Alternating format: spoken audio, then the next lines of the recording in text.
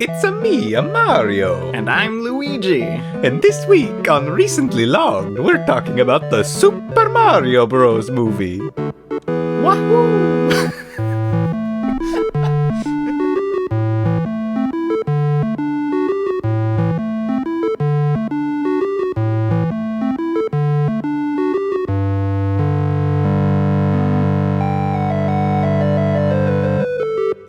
I was going to do that voice for the entire episode, but my lawyers called and they advised me against it. I think this would get taken down even faster than the farewell video did.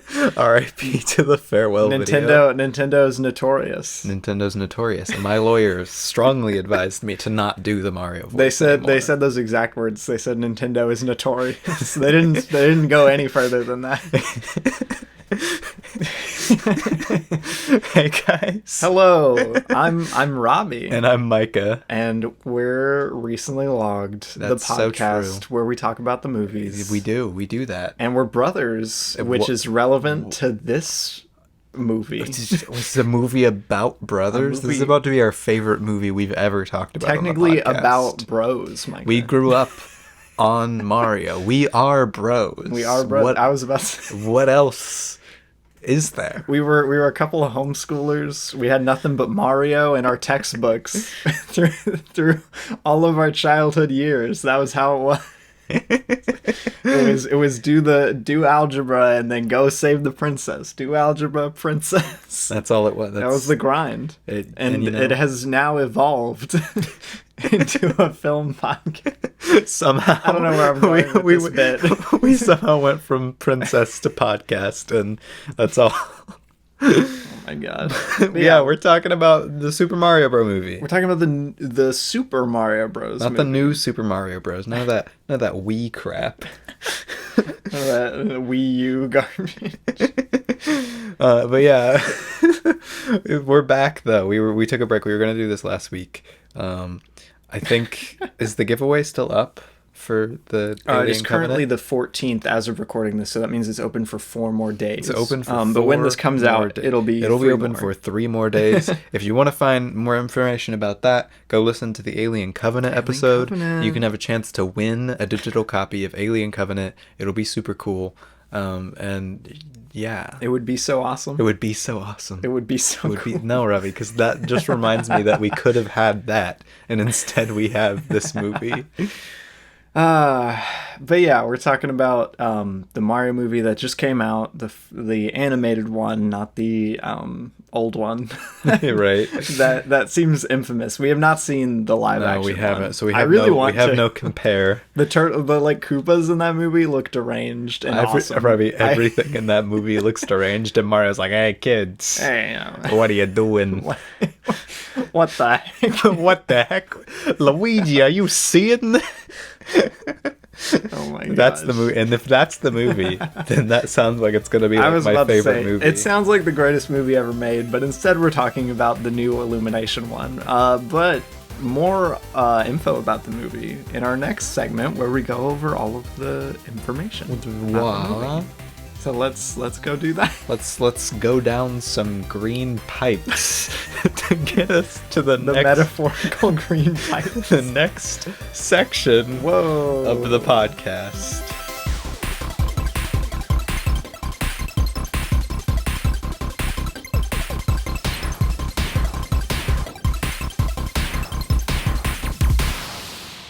So again, we're talking about the Super Mario Bros. Period movie. Wow.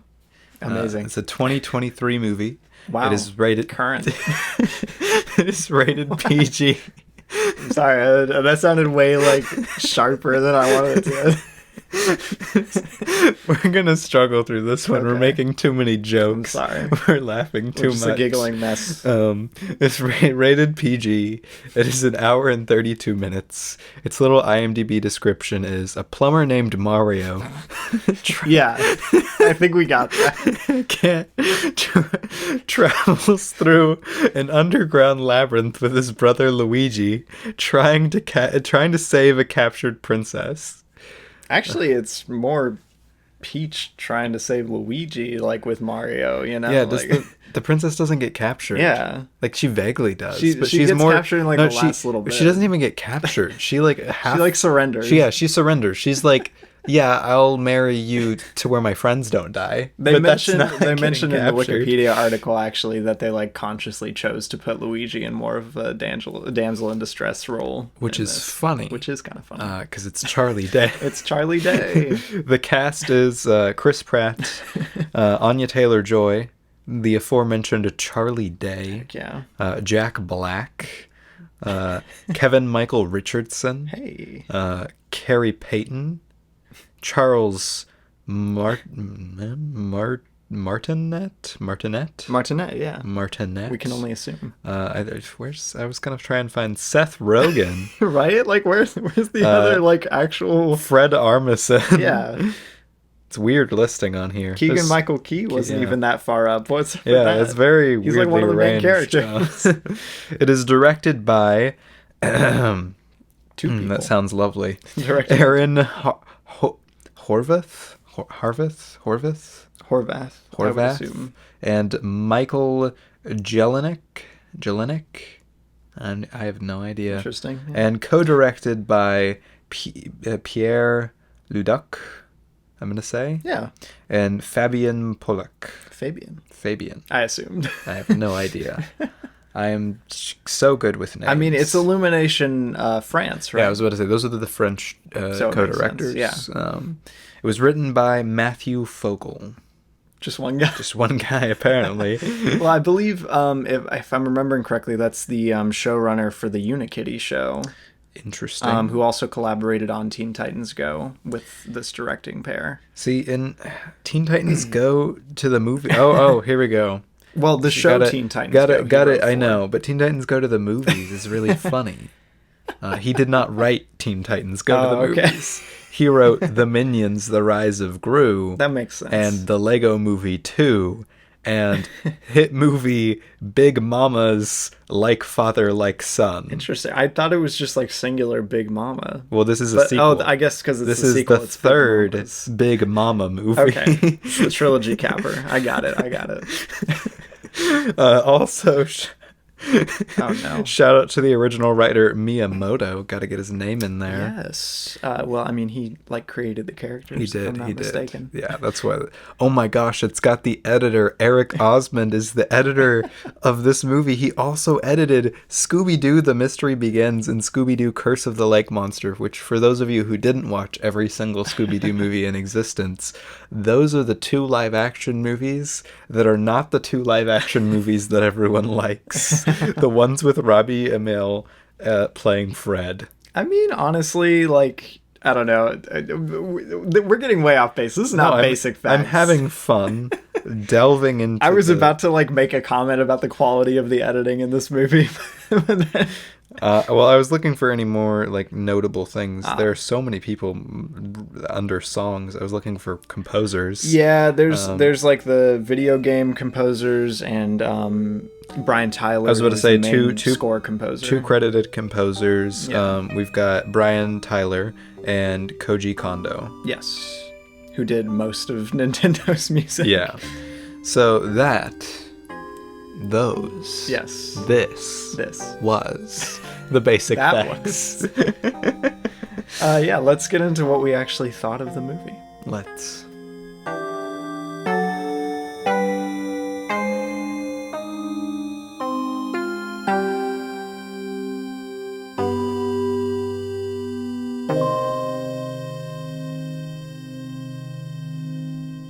All right, so Robbie, if you could sum it up in not so many words, okay. What would you say about the Mario movie? What do you think about the Mario movie? About the Super Mario Bros. Super Mario Bros. Movie Illumination 2023. Illuminations, the Super Mario Bros. Movie film for theaters.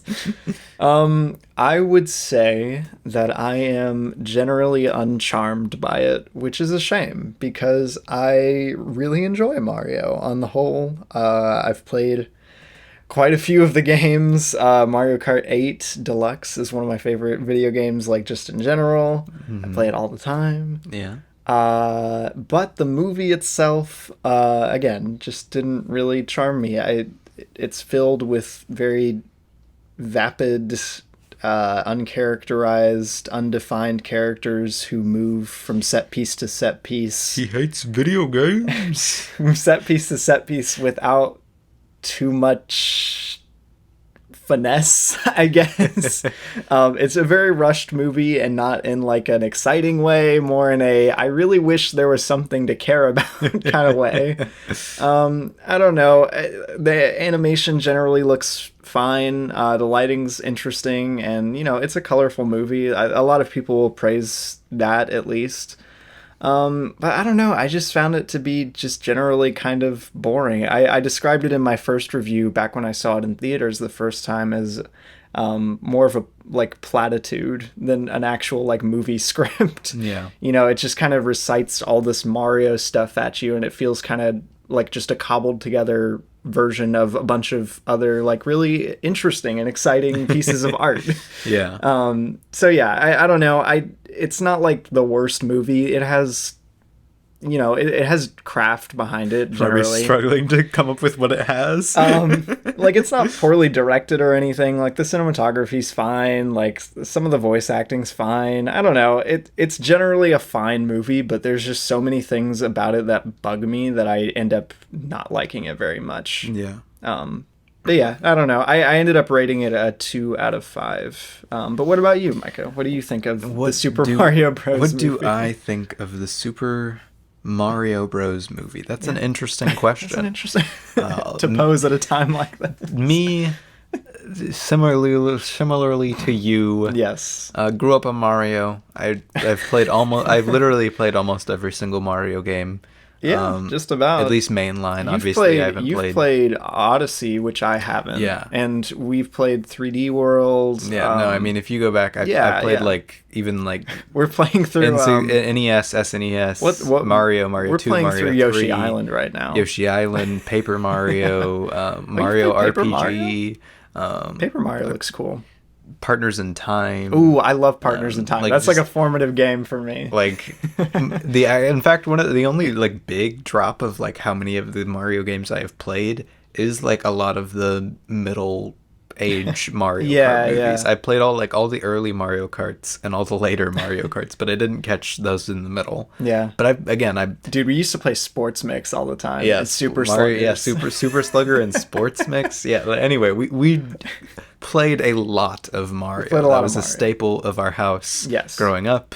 I just beat the original Mario like literally twice in one day the other day. It's a fun game. I'm a big Mario fan. So keep that in mind when I say that this is kind of a bad Mario movie. It's not like actively a bad movie. I think there are some decent things. I would actively say it's kind of bad. It's doing some decent things, I think, but it's more just like trying to slap it. It feels like it's trying to just slap itself onto the screen, point out all the Mario things, get the kids money, and book it out the door before anyone realizes what just happened. Exactly. It just feels so flat. Everything feels so vague. So you have all of these references and things and moments kind of carrying your watch of the movie, which can be really fun. I had a lot of fun with this in theaters.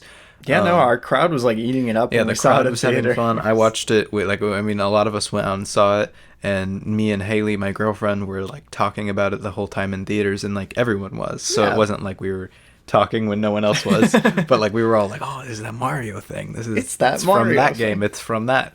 And that was like we had a lot of fun. There was a good energy in the film, but the film itself is just incredibly flat, and watching it back at home kind of kills any of that magic of watching it in theaters for the first time with my girlfriend. And when you're watching it at home, not with my girlfriend, it's a lot worse. I imagine not too many people who are listening to this have watched it with your girlfriend. Yeah, and that's the real reason why not as many people enjoyed it. That's funny. But yeah, it's so like I'm gonna try and describe it more, but that kind of what I mean by vague is it just like doesn't even feel like a real movie. That's kind of the takeaway I get from it. And I gave it a 3 the first time I watched it, and then a 2.5 this most recent rewatch. So again, pretty close ratings for both of us. Yeah. Well, that was it, I guess. Yeah, that's all we need to say. If we're taking the Super Mario Bros. Approach, Micah, that's all you need. Yeah, you don't need just a little flyby, and then you just move on. You're fine. Yeah, whatever. I mean, then let's move on to the next movie already. Let's just chop them down. Yeah, keep going. Throw in some references. Oh my gosh. But yeah, we're gonna get a little more in depth than just that. Do you have any questions you want to do to kick us off? No. No? Okay. No, I didn't think of anything in particular either, so I'm going to start us off with a recently logged classic. Okay. A staple, if you will. There's few episodes that we haven't asked this question. And the question is, what is your favorite scene or sequence? Yeah. Yeah. About the scenes and sequences in the movie. And I have a follow-up question for this too. Okay. What's the one I actually remember? They all kind of blend together. Yeah, it all just kind of blends. It's like because it's weird because there are clearly defined scenes at different locations. Like you're like, oh, that location. Yeah. Oh, that location. But they're all so quick. And so they're little all, actually happens. And it's just like, oh, Princess Peach tackles Mario. And then she's like, oh, okay, we're off to go see the comms. To go do something else. And then they're like, oh, wait, we got to train. And then the training scene. I was literally just now trying to think of times a character had an exchange with another character and it was a meaningful scene that mattered. Okay, I'll do mine because I can think of something. I would cite 2 scenes as my favorite scene. Thank goodness you have something. Or sequence. First one is the opening of the movie. I think it's kind of fun. It's whatever. I'm like, oh, it's Mario and Luigi. This is the only time. Oh, I thought you meant the cold open with Bowser and the penguins. No, not the cold open. I was like, I forgot about the cold open. No, the Mario opening. He's what can stop me now? And then it's their shenanigans in New York. It's because it's the only time you actually get to see Mario and Luigi together. And I actually genuinely really like kind of how Mario and Luigi play off of each other in the movie. That's the strongest dynamic of the movie, and they immediately break them up. Yeah. So for the 5 minutes that we get it, I really enjoy Mario and Luigi's kind of dynamic. And I was kind of...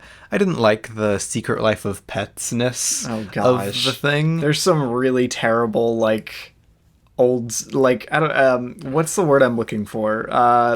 Stagnant? I don't know. No, just the style of comedy that it's emulating very poorly. Not vaudeville. What am I thinking of? I don't know. Just an old style comedy, old style physical comedy that just does not mesh with the rest of the movie. It's very weird and it's not interesting or funny. Yeah, it doesn't really fit tonally, and it kind of gives you this weird thing where wow, they suck at their job. And I don't know why we would set that up. I don't know. The setup of the characters I think is really rocky, but we're ignoring all of that. That's not what this we're not talking about that. We're talking about how for 5 minutes I was enjoying Mario and Luigi. I was like, yeah, that's cool. And then I would cite my other favorite scene as or rather sequence is the Luigi Bowser and any of kind of just the Luigi Bowser tiny minute scene. Oh my gosh, it's 30 seconds long, dude. But that's a fun interaction. You've seen it in the trailer, and that's about as long. Pretty much anything with Luigi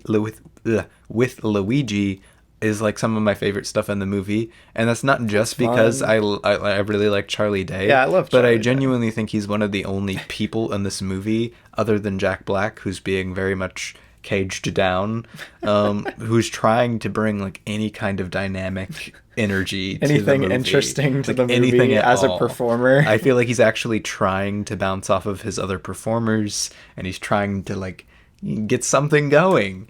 And the scenes that I'm most on board for the Mario movie are the ones with him in it. Yeah, exactly. I'm there's an energy here. I'm yeah, all right, I can get down with this. Yeah, he should have been the star of the movie. That would be funny if it took the Barbie movie approach, and just made Luigi the main character. Okay, but no, what we need to do Nintendo, listen. And listen darn close. What we need, and you will make $1 billion doing this. Make $1 billion. $1 billion if you take Charlie Day and you make a Luigi's Mansion movie. I will be in theaters. Micah, he's openly campaigning for it, Charlie Day. Yeah, really? Yeah. Nintendo, we're talking billions with a capital Make B. it a Halloween release. Make it a Halloween release. I will sit down and watch that. I will forgive you for all of your other sins. I will forgive you for wanting to make a Legend of Zelda movie. I will forgive Illumination. I will forgive Illumination Studios of their crimes. Wow. No, but that's just because I genuinely think Charlie Day is trying to do something with this. I think Jack Black is too, but I feel like he's just, I don't know, maybe it's because we've seen so much of this flavor of Jack Black that, like, because he's kind of contained down into such a small character, like, Bowser doesn't really have much to do. On screen, dude. Yeah, that he doesn't really stand out to me. Like, yeah, his song is really funny and he's got some fun moments, but, like, I would not choose Jack Black as a standout of the movie, which makes me really sad, being that he very easily could have been a standout of the movie. Well, the thing is, I don't know, in my eyes, he is a standout of the movie, but he's just not in it very much. Yeah, he's really not. Which, again, the fact that Luigi and Bowser, the two most interesting characters of the movie and the two best performers of the movie, or rather performances, are kind of like thrown into their own little pile and should be the main plot. Like, they are the main plot. Yeah. But yet it doesn't really matter because they're not really in the movie. Yeah, it's weird. A lot of the reviews I was reading were, like, kind of weirded out by how little of an antagonistic force Bowser is until the end of the movie. Like, obviously there's the looming threat of him, like, destroying the kingdom, but it doesn't really seem that immediate. Yeah, and he doesn't over the course of the film. Like, we see him take out the little penguin place, but they do it in, like, such a comedic and weird tone that it doesn't give you any sense of actual dread. Like, the penguins weren't gonna do anything anyway, and it's made of ice, so he just burns it, takes their star, and leaves. You don't see any actual, like, you don't see him, like, there's murdering no, like, precursor to that. I don't know. Like, there's no, it's not even that I wanted to see him, like, massacring penguins in the streets. Yeah, right? Like, I just wanted to, like, I wanted something tonally to be like, this guy is a threat. Yeah. When instead it feels like the tone is like, these penguins, they're kind of goofy.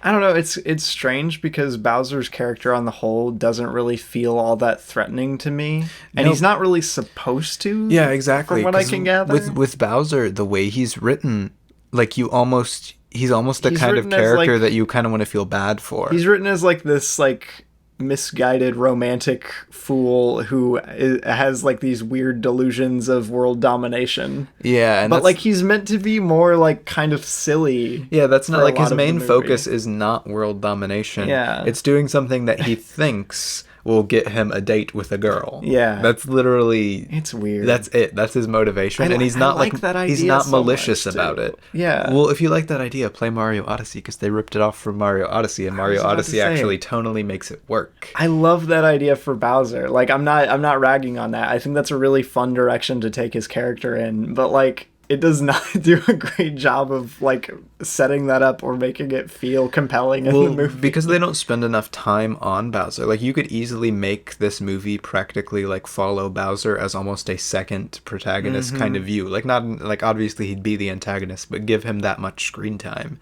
And you could have a really compelling character arc as he kind of lets slip that he is actually more of a terrible person than he shows. So he kind of seems like this, like, innocent kind of guy, but yet that keeps getting put into, like, the worst places. Well, he's relegated to kind of a B plot in this movie, and at the same time, finale. Well, and at the same time, they don't even dedicate that much screen time to it. Like, if it is a B plot, you know. Well, that's the thing. It feels like they dedicate zero screen time to anything. Because think about it, like, the movie. I still haven't answered the scene question because I literally can't think of a scene that I don't have a problem with. Well, I have a follow-up question, but again, think about the movie for a second, right? What happens in the plot of the movie? So Mario and Luigi go to the Mario Kingdom, the Toad Kingdom, the Mushroom Kingdom, if I can remember my own terms. The Mushroom Kingdom. They go to the Mushroom Kingdom. Well, technically Mario goes to the Mushroom Kingdom. Luigi goes to the Dark Lands. Yeah, Dark Lands, whatever. Luigi and Mario get separated. Yes. So now Mario is like, I gotta find Luigi. Gotta get Luigi Luigi. captured by Bowser. And then he finds Princess Peach, and she's like, oh, we're under attack. Bowser's moving this way. Gotta go to the Columns. So obviously the natural conclusion, Mario's gonna go with Peach, and they're gonna work together to stop Bowser and save Luigi. That's a good giving that's a Mario good start for the movie. A reason to go after Bowser. Yeah, because he has Luigi. That's a good start for the movie. You're setting your personal stakes for your fish out of water character. Yeah. Fine. That's okay. So what's their plan? We gotta go to the Kongs to get help. Okay, it takes them like one scene to get to the Kongs. We get the travel montage. It takes them a montage. It takes them like 45 seconds to get to the Kongs, and then they get to the Kongs, and they just kind of like mess around.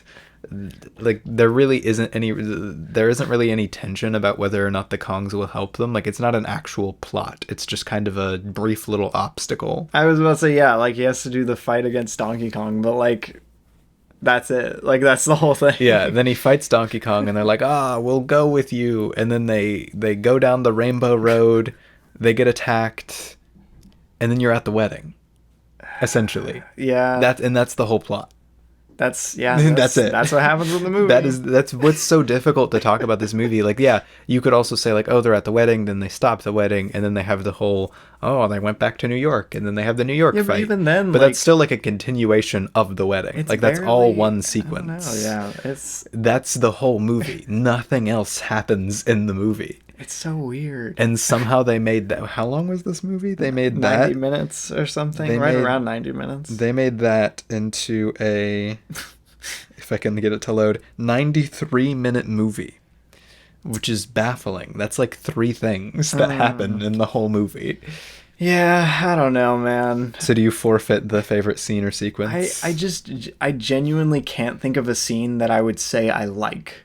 Is that sad? Like, is that a bad thing? I mean, if you heard, mine were kind of like vaguely like, I kind of enjoyed this. So like, even the scenes you brought up, like there's some things about them that just bug me that I just don't like. There are things about them that I genuinely don't like, even about the scenes that I mentioned. Yeah, like the stuff with Spike while they're still in New York. I'm like, this is so unnecessary. The stuff with Why the dog is really annoying. Yeah, the stuff with the dog feels like a huge waste of time, and it's not fun or enjoyable. It's not funny, which is its main thing. And again, I think it actively is weird to kind of set.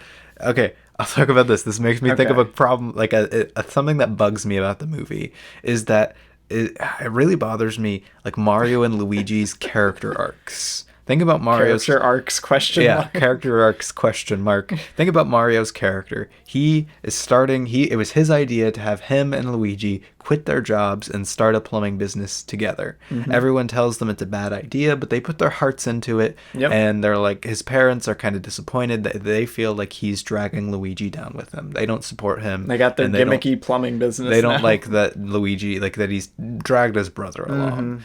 Mm-hmm. And so you're like, oh man, that sucks. They don't support the business. They don't support their sons. And Mario feels really bad about this. He doesn't want to bring Luigi down. This is unfortunate. I wonder what he'll do to grow from this.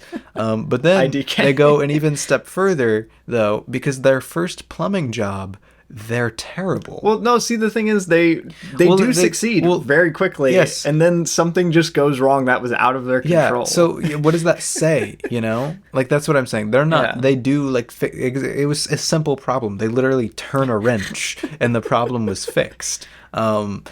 So, like, it was a simple problem, but then, like, it goes so drastically wrong. Right. That, like, what is the takeaway about their business? Are you supposed to be, like, after seeing them fail that drastically, which is what I mean, not that they're bad at their job, but that they failed so badly. Yes. Are you supposed to be like, wow, I can't believe Mario is dragging Luigi down with him? Right. Are you supposed to agree with the parents? Like, that's the only takeaway I can imagine. That's funny. That you I get didn't think from about that scene. That's something that bothers me about the way Mario's character progresses. You're like, wow, he kind of is dragging Luigi down. This isn't working. And then immediately after that, he has a stupid plan to go save the town. It's so weird. Like, he's like, we're going to go save New York by going underground.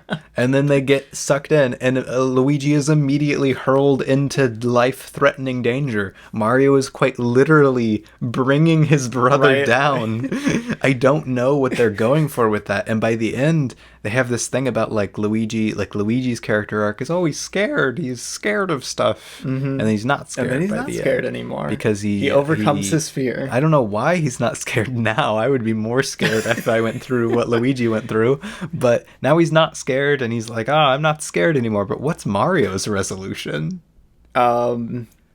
He got superpowers, and now his family supports him, I guess. Yeah, like he saved New York. Yeah. He saved Brooklyn specifically. And Queens. And now he's not bringing down his brother. I don't know. What?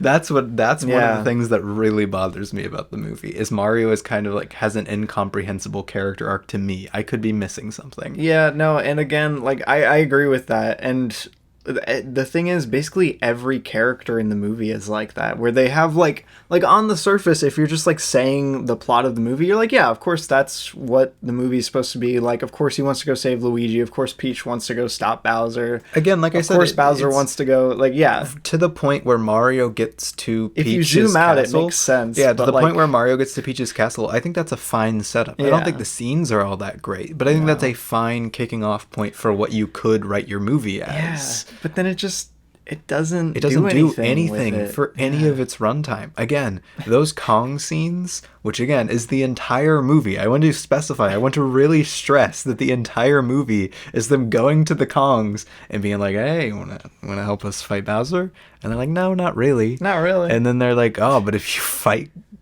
Seth Rogen, then sure. And also we'll give you the easy ability to beat Seth Rogen by putting power-ups that he will not use." I don't know, man. Just the whole movie makes my brain hurt because it's barely a movie. Yeah, I was about to say, that's like, it's just baffling because they had stuff there at the beginning, and I don't know if it's just such a corporate movie. Like, it's just such really a product movie that it couldn't become anything more. Well, and again, you have, like, the head of Nintendo meeting up with the head of Illumination, and they're like, we're going to make a movie. I was about to say, to my understanding, Miyamoto was he's very involved. Controlling over Nintendo as a brand. Yes. And for him to kind of be so involved in this in a way that he hasn't been in any of the other Mario adaptations, the ones that have been kind of given Mario like screen adaptations kind of a bad reputation. Yeah. Even the Super Mario Brothers like Super Show is not exactly a critical darling. Yeah, so he didn't have his hand in those that much. So now this is like the project that he is like micromanaging practically. Yep. And you can tell. It just feels like maybe that is the reason. I don't know. I'm not going to speculate about the production of the movie any more than I already have. Yeah. But like maybe that's part of the reason is just that Nintendo was just like, we've got to have this, and this happen, and we can't have this, and no, we don't want that, and yeah, we got to have this. And Illumination, which quite frankly is not the greatest for pumping out like good stories, gave it to two directors who, quite frankly, aren't that good at pumping out good stories. It sounds to me, at least this is the impression I got from the production info, because the movie does feel like a very good like synthesis of like kind of corporate cynicism with also like a genuine love for Mario. Like you can tell the people who made this there's so much love for Mario in but this. Just don't know how to make a good movie. Yeah, and I think that's where I think I just cracked it in my mind. Mm-hmm. Think about the writing team and the directors teams. Those are they're all really successful kids movie writers, kids TV, kids movie. They have killed it. And they killed it in this. This movie made, I don't know, billions. I don't remember. Yeah, no, I think it was the 15th highest grossing movie of all time. Yeah, so those are like, they are kids media experts to an unfortunate aspect. But I don't think, and they can make something that's really good. I think Teen Titans Go to the movies. I don't like Teen Titans Go. I think it's kind of an annoying, and again, embarrassing TV show. The writer for this movie did write a lot of Teen Titans Go, like the show. But Teen Titans Go to the movies, which had different writers, is genuinely really great. It's funny, yeah. It's not a good plot.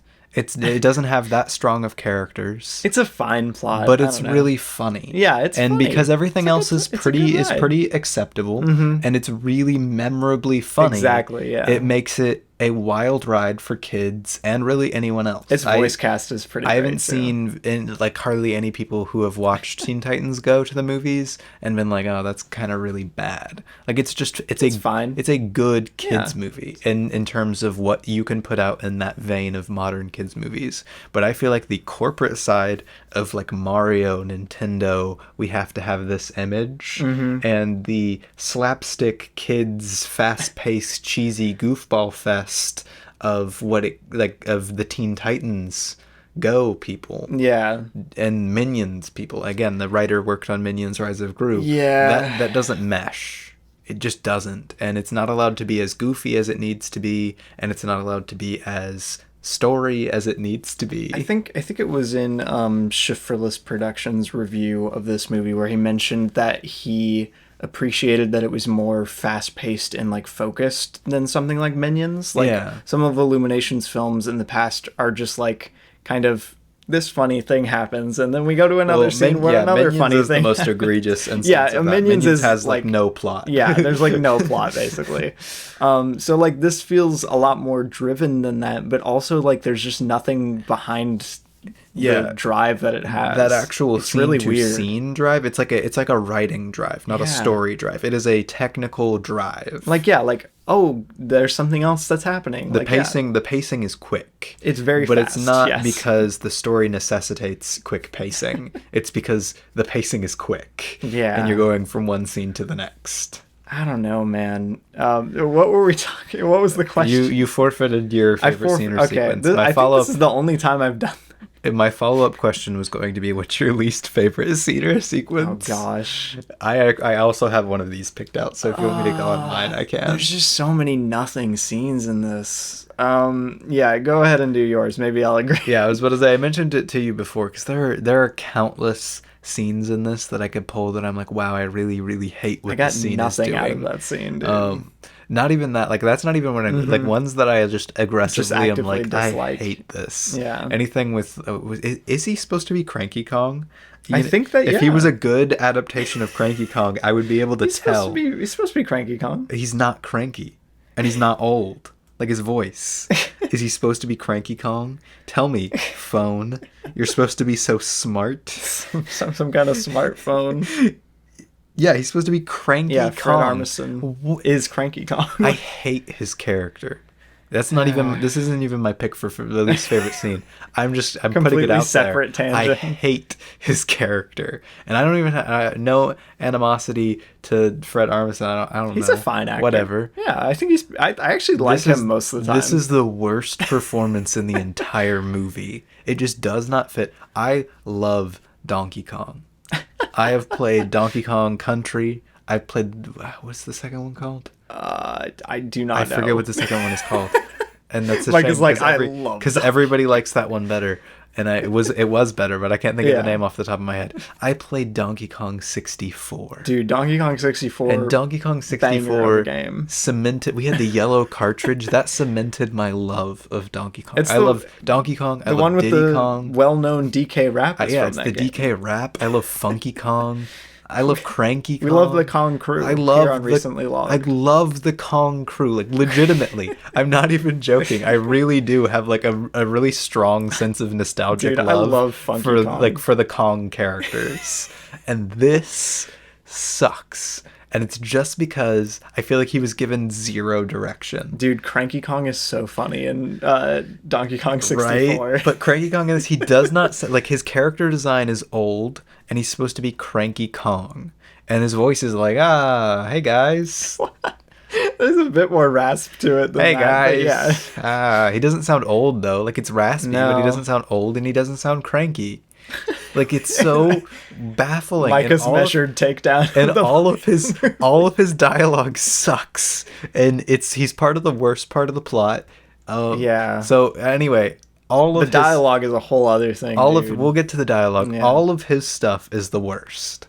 But my least favorite scene individually, and I don't know why this scene doesn't get out of my head when I think about this movie, is the scene where it's like a weird like break scene where it's just Toad and Mario and Peach and she picks up a fire flower and she lights the fire, and the beautiful stars are out in the sky. They're by a tree. They're hanging out. Toad's probably cooking something. You can picture it. It's always cooking something. You can picture it in your mind.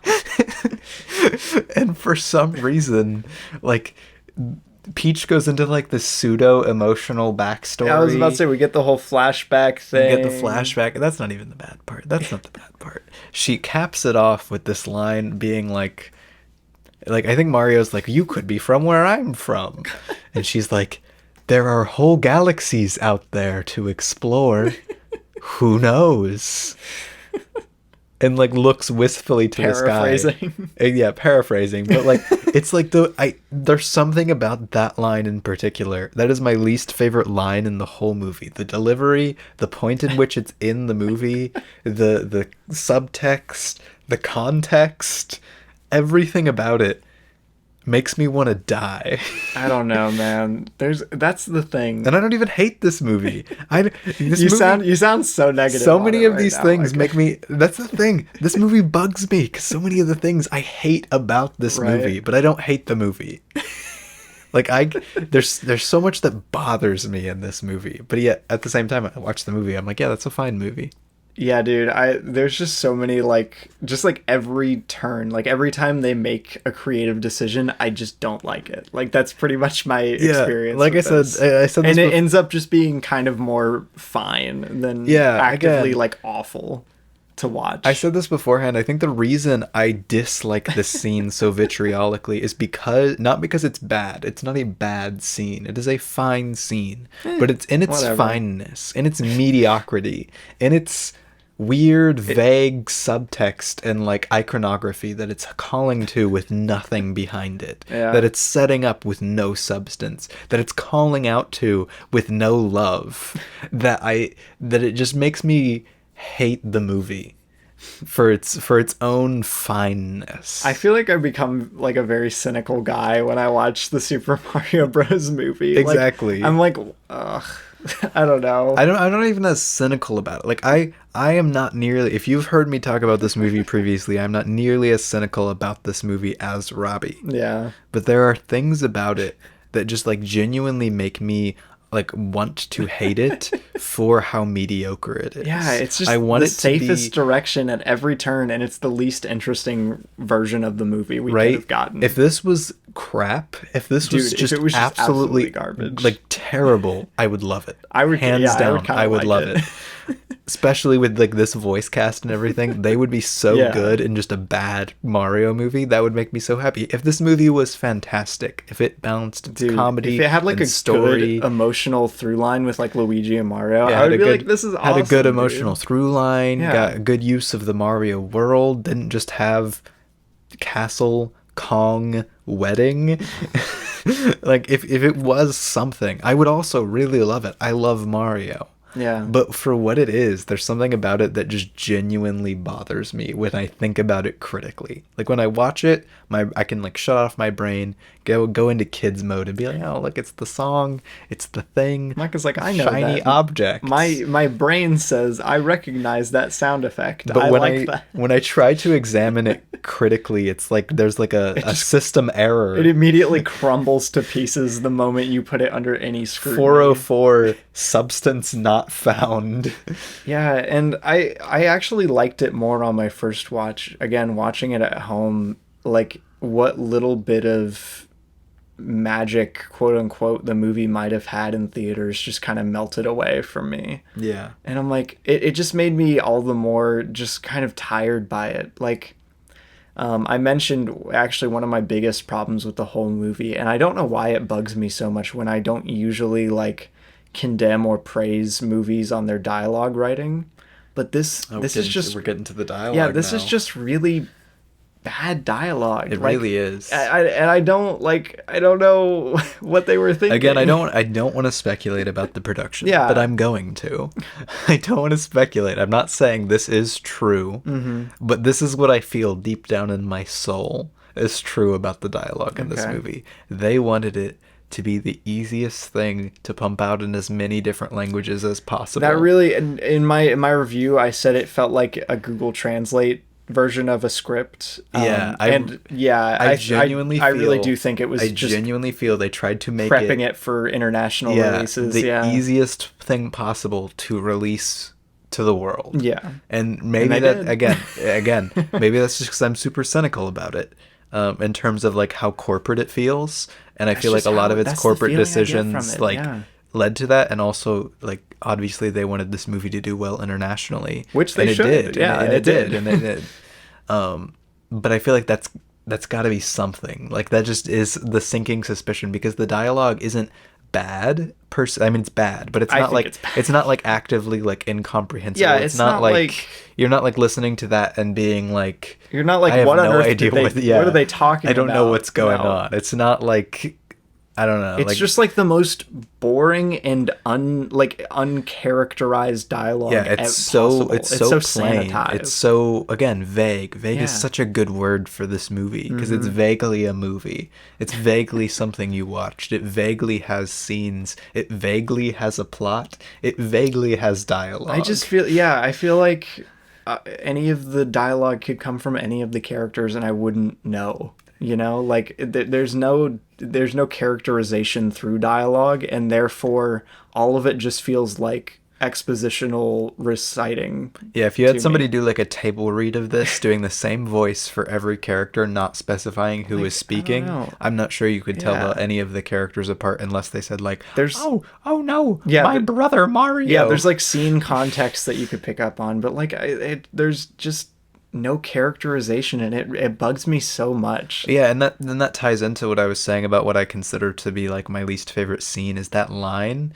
Like there's something about it that feels so unnatural for Peach to say. Like the Peach character that we even have. Peach character. I feel like they're doing, quote unquote. I feel like they're doing something so weird with Peach. I don't know. Like Toad, I feel like has stronger characterization than Peach or Mario. Which is weird, because they like try and do like this like kindred spirit thing with Peach and Mario. Like they're both like, well, like Peach used to be like a fish out of water in this world, and they're like drawing an empathetic connection between the two of them. Yeah, and she's constantly like, oh, this guy's going through stuff like I did. She seems very like sweet and lighthearted towards him. Yeah. And a very like in a platonic way, which again I think is fine. I don't think they need to have like a romance between Mario and Peach. Zooming out and like just taking a wide look at the movie, I'm like, yeah, that's a good idea. That's a good angle for Peach. And then like just scene to scene, there's like, no characterization backing either of those characters. I don't feel like I know Peach at the end of this movie. Not every character. I don't want to say this like I just went to film school and every character has to have a clearly defined arc. But like, what is Peach's character doing? Like, forget arc even. I mean, she's protecting her toads. Yeah, she says it multiple times. Yeah, she's protecting her toads. Which is I don't know why that makes which is such like a funny sound. Which is like fine, but like what is she? I don't know. Like as a character, what is she doing? What is she doing for the story? What is she doing for the other characters? I mean, she's fighting for what she loves. No, but like you're not understanding like what I mean. I don't know what you mean. Like what is she as a person doing? I don't know. Like as a natural, moving, living, breathing thing. What is she like? What is her, if you will? What is the essence of Peach? Yeah, you can't like nail her down. I feel she's got like a checklist of kind of characteristics that you could go through, but they're all kind of vague. You know? I don't know her. I know what she's like actively doing. I know what her goal is. It's to protect her people, and she very clearly shows again, given the wedding scene, that she will do what it takes, and you get that vibe the entire time. She knows what she's doing.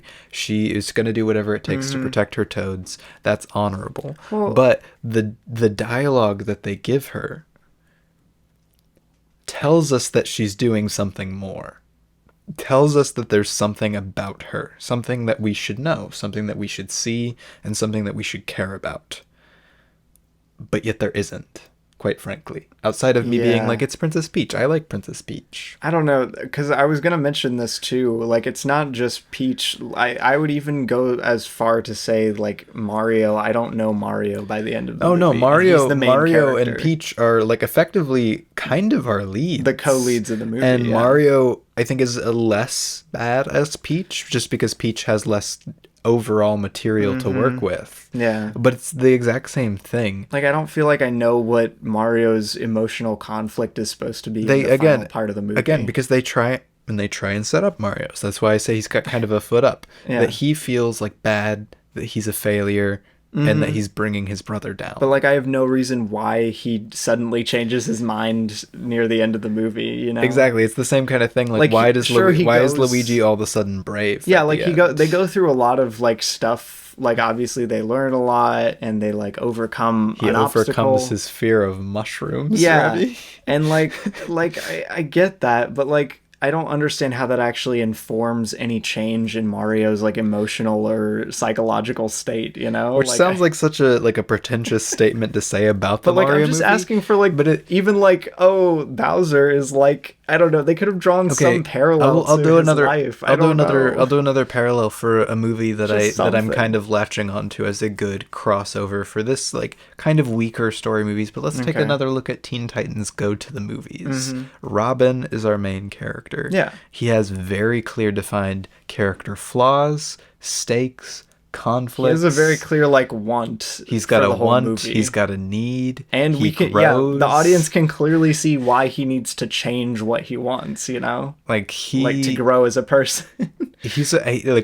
I don't think any of the other characters have anything going for them, but Robin is a genuinely interesting character to watch grow in Teen Titans Go to the Movies. It even ties into his conflict. His own problems and self-doubt and want lead into the conflict of, like, how Slade is trying to catch them. Exactly, yeah. And his insecurities, like, directly influence, like, and inform the story as it plays out. Like, it's a movie. It's a very dumb, silly, goofy joke fest of a movie, but it has one thing going for it in the fact, and like in the story department, in the fact that it has a clear defined. Again, I don't want to sound all film school, like basic film school kind of thing, but he's got a clear defined character arc that carries the, like, you know, the kind of light emotion and tension and progression of the movie. Yeah, and again, like, it's not a super plot-heavy movie. Like, it's just, like, vague set pieces and, like, jokes. Yeah, and I don't know. It's not like Robin is, like, gonna bring me to tears or anything, but it's just something. Yeah, it's like, it gives you something to latch onto, at least for the movie. Like, even though I'm not crying at the end over Robin's overcoming and realizing that friends are of value to him. Yeah, like, the entire message of the movie is, like, again, a basic kids movie message. It's silly, it's goofy, it's just friends, and you should believe in yourself. Yeah, you should believe in yourself. You're enough, and you should value your friendships. Like that. Solid thumbs up to Teen Titans Go to the Movies. But it's a fine movie. I don't even know what the takeaway of the Mario movie is supposed to be. I don't know what it's supposed to be. That if you're feeling down, you should go to the Mushroom Kingdom, get your brother almost killed, but obtain superpowers. Non-permanent superpowers, and they will fix everything personally wrong with you, and your parents will respect your business. That's what the kids need to know. Maybe it's that if you play Mario games, you'll be happy.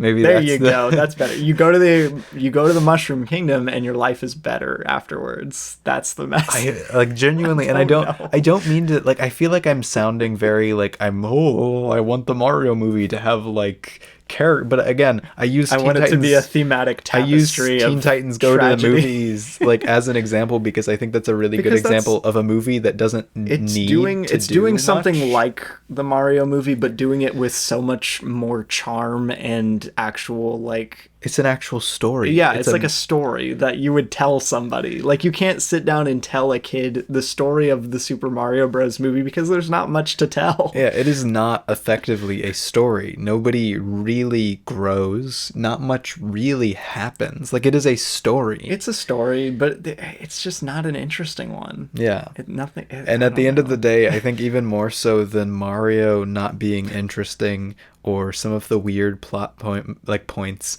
I think on a broad level, the thing is just fundamentally flawed. Whoever looked at the structure of this movie and said, yeah, let's go for that, they ruined the movie. Well, and again, on paper, like, I don't hate the ideas it has. Like, I don't hate the plot it brings up. I just want more, like, if you're gonna do that, if you're gonna go for, like, a kind of a minimal plot, like, you need to set up the characters, because that'll be our grounding thing for the movie. But think about the actual scene-to-scene plotting out of the movie. The so structure of the movie is so, in my opinion, broken. Mm-hmm.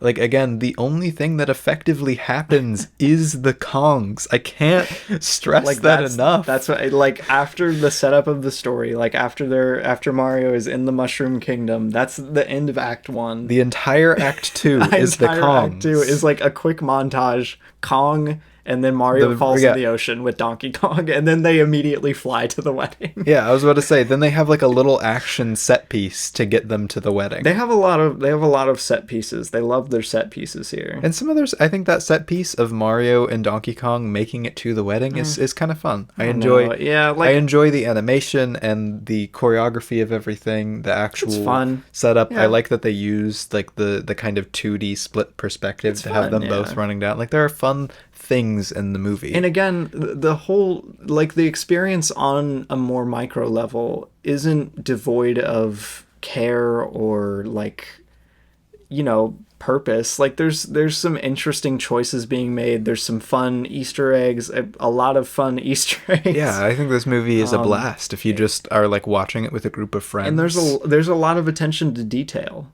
that it just ends up not mattering that much to me. Which is really sad, because, like, that should be, like, you know, the cherry on top of a, you know, like, pretty solid story. It shouldn't be the only thing in your movie. This is honestly, and I've watched a lot of Illumination movies. I've watched, I think, almost all of the Illumination movies, and I think Illumination is kind of one of the lowest tiers of, like, yeah, this is kind of, they're putting out kids movie garbage and it will make them money. I hate to say like kids movie garbage, because I think there are some genuinely fantastic kids movies, and I think kids movies totally have a market and an art to them. Yeah, absolutely.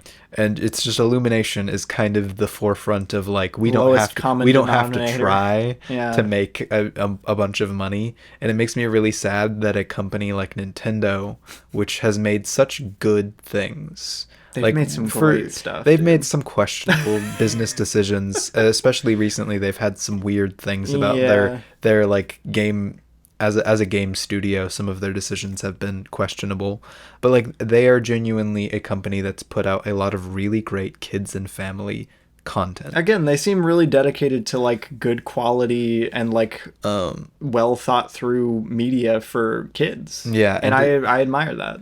And to see them paired with Illumination, and it's not even like, oh, Illumination brought them to the ground, but to see them legitimately, like, agree even with Illumination, which Illumination has put out good movies. Yeah. To see them, like, partner with them. Me. That's a fun movie. And make something like this. And not even this. Like, that's not what I'm disappointed in. Mm-hmm. I would expect this.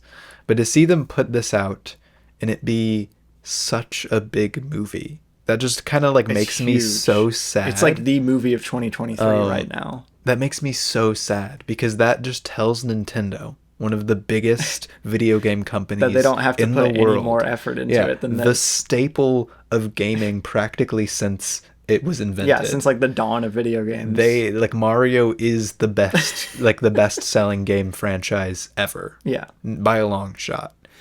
And that they now see this and they look at all their properties again, Zelda, all of these different things, these huge I'd be seeing a lot of dollar signs right now. and they just see, like, yeah, we can put out this is all we have to do. You just have to recite the staples of your gaming franchise in a neat little 90-minute box and you'll be good to go. And again, it's like, when I examine this movie critically, I get upset. And when I examine this movie, like, overall, like, for what it actually is going to do to the movie industry, to the video game movie industry, to, like, all of that, it makes me incredibly sad and disappointed. Well, and again, I don't think, you know, the people, and again, speculation here, I don't think the people involved at Nintendo were as concerned with, like the actual movie part of it. You Yeah. know, like if that makes sense. No, like, I know they wanted to make money, and they wanted to protect the Nintendo yeah, they wanted brand. to make sure that it wasn't going to be bad. You know, like that was their main goal. Like they wanted to put stuff in there that is like a fun nod to the games, and they wanted to make sure it was not a bad movie. And they wanted to make sure there was a lot of love for Mario, Exactly, which again, yeah, this there movie is dripping with love for Mario. Like every single frame has like just nonstop like fun nods, and I don't know. It does seem to have a really genuine love for like the design and feel of Mario, and like it's really cool in that respect. But it's just not a good movie at the end of the day, and it really it bums me out so much. Like that's more than anything. It's like, again, when I watch the movie, it's fine. It's a fun movie. I get nothing out of it. But I think everything else around it genuinely either makes me actively upset, or actively just like bummed out about like what the future of video game movies are. Because I'm really passionate maybe they'll about learn video a good games. lesson from this, Micah. Maybe Robbie, there's not a single time a studio has learned a good lesson from a movie making money. We should be dedicated to making loving and caring homages to fun franchises as our movies, instead of like being ashamed of the roots, which that is one thing I will endlessly praise this movie for. It is not ashamed to be a weird Mario movie. Yes, yeah. If that's one thing I will say super positive about this movie, I love the way it theoretically treats its source material. Yeah, no, it has all the weird, crazy Mario stuff in there. It's not trying to be like, Mario, this new thing. I will say the bricks are just floating here. That line is a little weird, but it doesn't have too much of that kind of thing. And even the like, and it's meant to be a fish out of water story. And even case. Like the I'm from Brooklyn, I'm like, that's weird, but like it's not an issue. I love the way that this movie goes about treating the Mushroom Kingdom and the elements of the Mushroom Kingdom and the incorporation of things. It's fun. It feels like a fun and faithful like interpretation of all the Mario stuff. The score is phenomenal. It's such a great blend of the Nintendo scores and like the sound, like the actual like movie sound that you want to go for. To be quite frank, I would rather sit down and listen to the score than watch the movie. I might agree. Just because the dialogue is such a turnoff for me, and I don't know why. Yeah, I don't know. I will add, like, I'll bring up one more thing. Okay. I think we're kind of winding down for our discussion. We didn't ask a lot of questions this time, but that's fine. Yeah, I mean, we don't always have to. There's supposed to be, like, kickboards, if you will, for us to continue on our discussion. But what do you think? This is the last thing I could think of that we didn't really touch on. What do you think of the entire, like, wedding to conclusion part of the movie? Because we didn't really talk about it. I don't know. It's fine. Yeah, that's all we got. I don't know. What else is there to really say about it? Like, they go directly from the eel with the weird father issue thing that doesn't come back again. Oh my gosh, I forgot about the eel. Donkey Kong. I forgot about I knew they fell into the ocean, but I completely forgot the series of events that led them from the ocean back to the Mushroom Kingdom. Yeah, they're in the eel, they find Donkey Kong's old cart with the rocket, and then they ride it to the Mushroom Kingdom. Yeah. Which apparently wasn't that far away. I don't know. Oh yeah, that's that scene is another step of like Mario's quote unquote character arc of him being like, yeah, I know what it's like to be disappointed by your parents. They don't love you. And he's like, Donkey Kong's like, I know. That was almost a good Seth Rogen laugh. It was almost good. It would take me a lot more effort to do a good Seth Rogen laugh. I hate Donkey Kong's like weird character whiplash between him and Mario. Yeah, his active like vitriolic weird. He's like, I hate you for Mario, and then he's like, oh, maybe we're chill. Actually, like one scene later, I'm like, what's going on here, guys? It's so nothing. And it's so nothing. To add that as a piece of like Mario's character arc to like. You know, he like sees another person. He finally connects with someone else who their father is disappointed in them. But what does that say? Doesn't respect them. Again, like we don't get any other scenes with Mario's father besides him being like, you saved Brooklyn and Queens. Good job. Yeah, like I don't know. It's just again, like, even the finale, like, again, zoom out a little. I'm like, yeah, it makes sense. Like, got the ice flower, like, Bowser's resolution makes sense. Like, he's like, what do you mean you don't want to marry me? He's like, oh, that's no fair.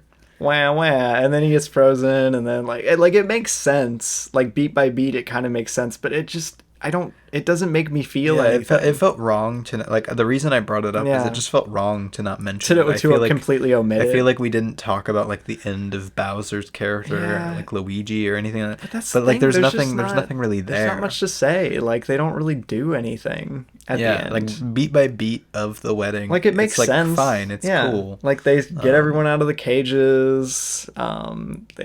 Luigi almost gets burned by lava, and that is the moment that somehow led him to not be scared, I think. I don't know, man.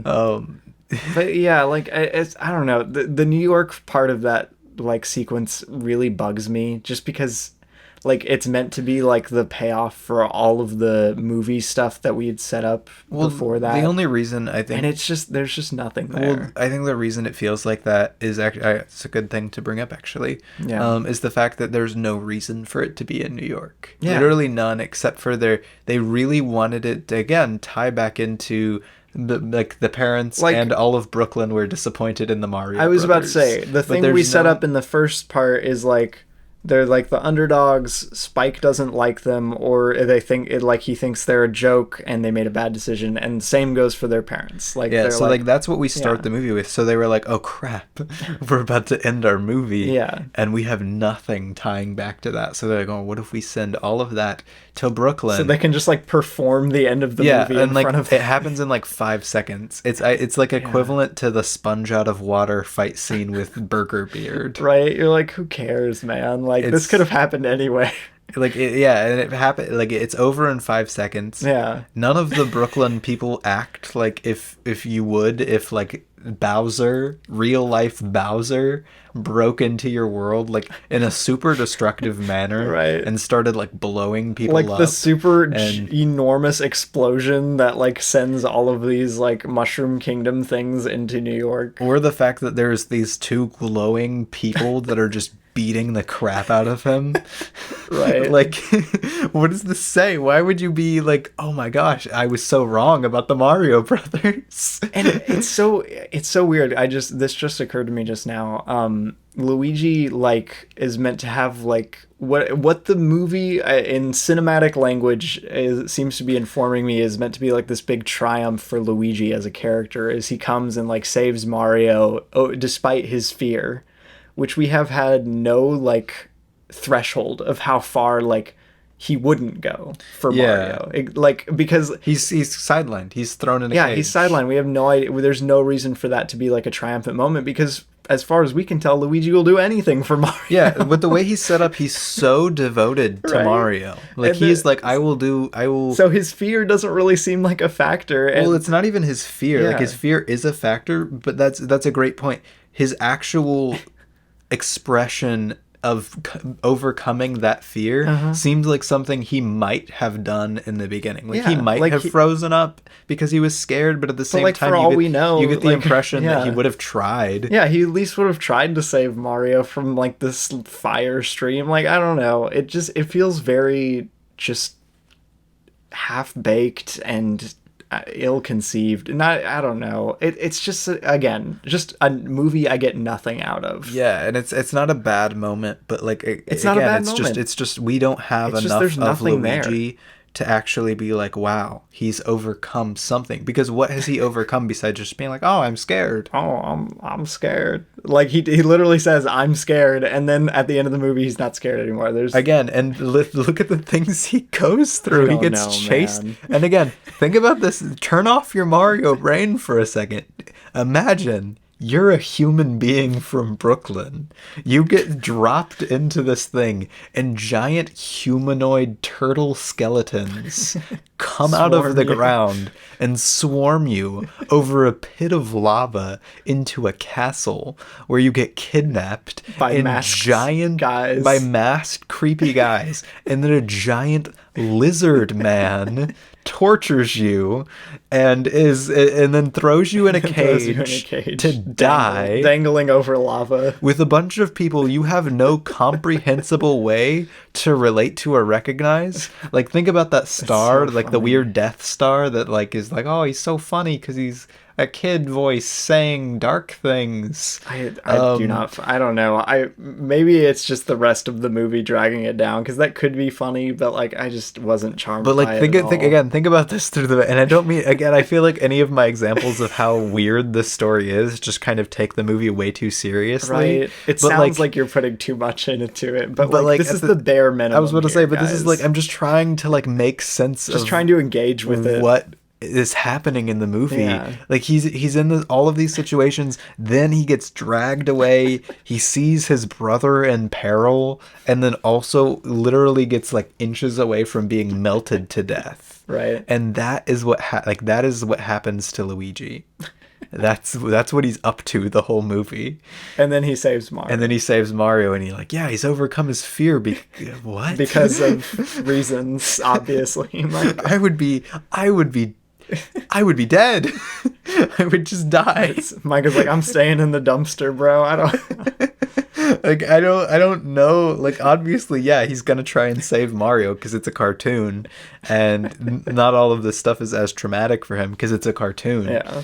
Whatever. I'm just trying to like be like it does, like just express how little it makes sense. Anytime I try and empathize or tackle emotionally anything from the movie, I never find anything of value. I never find any fundamental like human experience to connect to, which is so weird. Yeah, and I was talking about this with my mom, who we watched with the second time we watched. Hi, Mom. She listens to the podcast. Hi, Mom.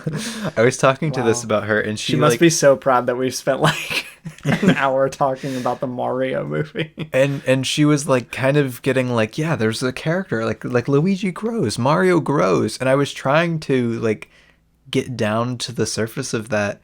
And like we just never did, and I mean, yeah, our conversation didn't go that in depth, and I'm sure she could have some like better arguments if we would have brought her on the podcast. Yeah.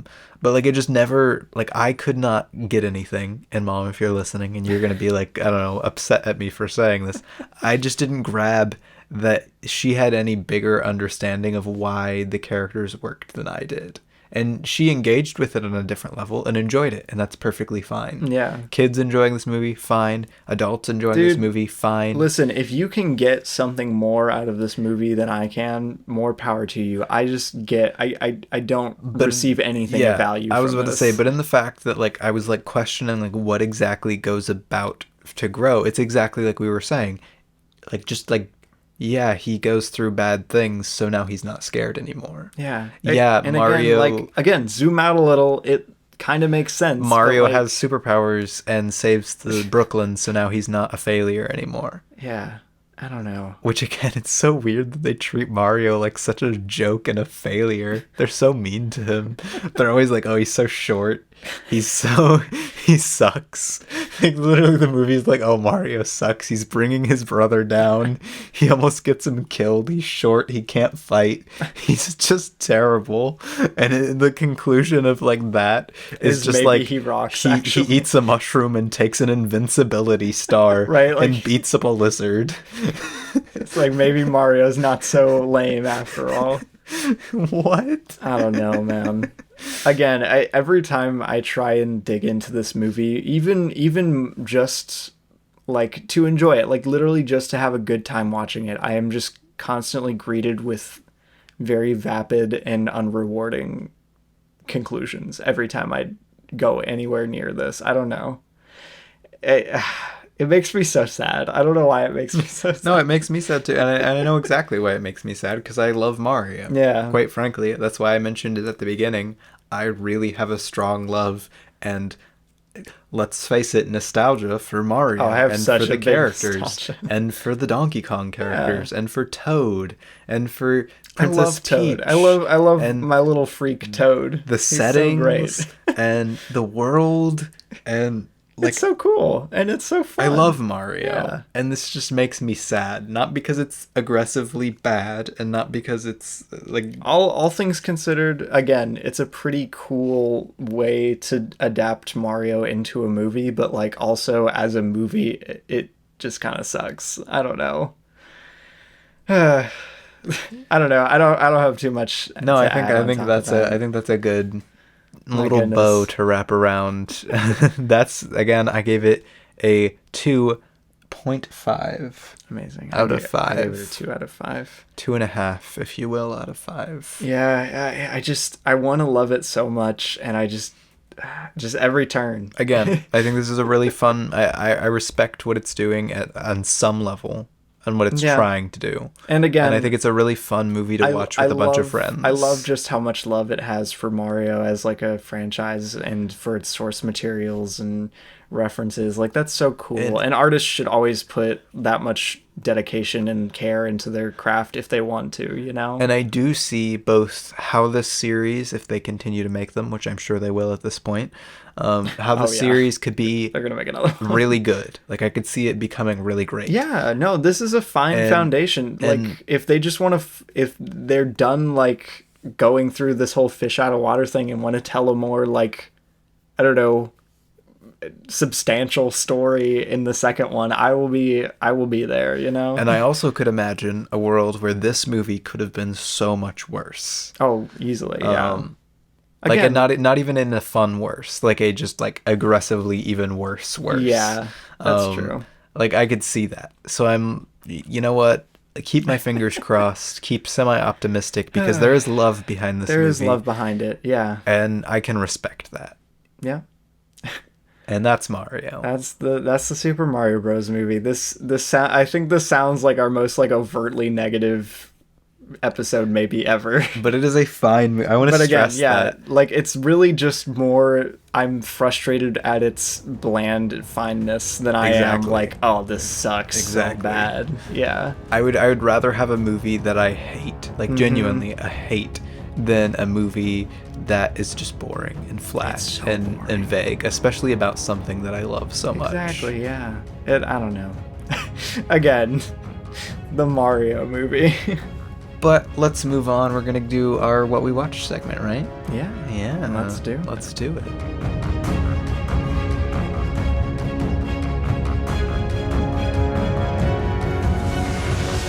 Alright, so for those of you who are new to the podcast or have just never listened this far, the What We Watched segment is a fun little thing we do at the end where we talk about all of the movies we have seen in between episodes. That's crazy. And why would we do that? We give brief thoughts, ratings, and we have fun. We have fun. We have fun here. Yeah. Wow. So this time we're going from August 1st to now. So we're just gonna go in order and talk about those movies. That's crazy. And I guess I kick us off here. Indeed, you do. So on August 1st, I logged Black Mirror. Joan is awful. I had been binging through Black Mirror to get caught up to the new season, and I did it. I made it. Joan is awful. What's the new season? And I watched Joan is Awful, start of the new season, and it was weird. I've heard a lot of people describe the new Black Mirror season as just being kind of strange. It's more really than anything. weird. It's way more like it feels kind of wrong in a weird sense. I know that they needed to take it in a new direction after the end of season 5. Yeah, season 5, because like it was getting pretty stale. I would say that Smithereens and Rachel, Jack, and Ashley too are just like. They were feeling very... So I'm glad they were trying something new, but this just doesn't work. Like, essentially, Netflix is the villain of this, and yet it's put out by Netflix, and it just doesn't work on that level. Like, it doesn't mesh, and also, it's got a really weird tone problem. Like, it's trying to be really funny, but it's not. And it's just so weird. Like, it's just weird. I can't... Just more weird than anything. Yeah, I can't even describe it without getting, like, really, like, long-winded about what Joan is Awful is doing. But it's just one of the more forgettable episodes, and yet one that really stands out at the same time for doing the weird, Isn't Netflix so bad? They're so bad. Why would they do that? Why would they do They that? don't care about the viewer. They just want to make money. That's so crazy. Wow. When again, Netflix would literally totally do what they do in the episode if they could. I kid you not. So it's odd. I give it a 3 out of 5. Interesting. It's fine. Yeah. On the second, I also watched Black Mirror Lock Henry. Lock Henry. Also weird. Again, Netflix is kind of the villain of this one. I don't know what they're doing. Like, why are they doing this? I would be fine if it wasn't such a staple of Netflix. Right, that's like one of Netflix's like shows. Like that's their thing. And they have such a big hand in it. It's not like these creators are like, oh yeah, we're taking a stand against Netflix. We're going to make a thing about how it's bad and how Netflix is bad, actually. How true crime is inherently exploitative. And series based on true crime is especially exploitative. Something that Netflix does a lot. Some of their most popular content of their stuff. I feel recently. I feel like both of these, literally Joan is Awful and Lock Henry, both tackle a big controversial Netflix things. Yeah. Literally cover the two biggest controversies Netflix has had in recent time. Its relation to paying its artists and AI and treating its consumers like numbers, and their kind of morally bad stuff that they did with the Dahmer series. I was about to say there's a bit of an ethical conundrum just inherent in true crime and any fictionalization of tragedy. And the fact that these two episodes cover them in the way that they do is so kind of scummy feeling in a weird sense. Like they're saying, we're not this bad. Well, at least we're not doing that, right? To an extreme, and this is an extreme example, I kind of described it as a similar feeling to watching something like Song of the South. That kind of has the smugness about it. But we're not that racist. We're only very racist. We're not super racist. They're cozy racist in Song of the South. Yeah, it's just, and again, that's an extreme example, obviously, but it's that same kind of feeling of we're kind of referencing the fact that this is a thing, but we're not that bad. I don't know. It's weird. On its own, Lock Henry is a fine episode. And I think it's a little bit better than Joan is Awful because I think it has some good standalone narrative tension. But also it's super predictable. The mystery sucks. Exactly what the mystery is going to do 5 seconds in. Aww. So I don't know. I gave it a 3.5 because I did enjoy it. It's got some really fun performances and locations. But it's just, there's something that genuinely really bothers me specifically about Joan is Awful and Lock Henry. As Netflix shows. Yeah. Anyway, on the third... Darn it, yeah, I was so long-winded about that. On the third, I watched a 60s film called Evil Eye, which is an American re-release of the Italian film The Girl Who Knew Too Much, directed by Mario Bava.